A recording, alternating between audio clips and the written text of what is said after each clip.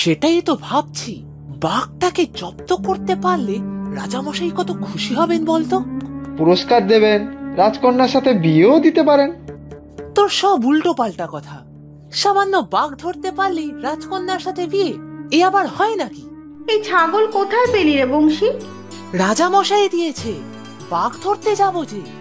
ছাগলখানা কিন্তু বেশ কচি পাঠা।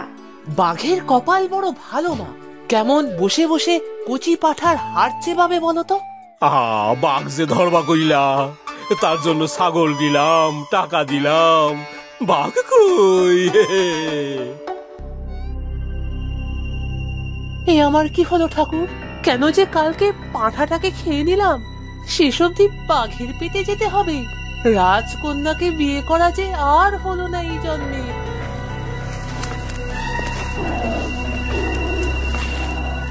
ওই তো বাঘ মনে হয় টের পেয়েছে, আসছে এদিকে।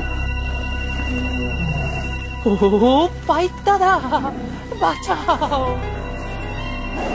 আপনি বাঁচলে বাপের নাম, বাঘ মনে হয় কাছেই এসে পড়েছে, আমি পালাই। ওরে বাবা গো,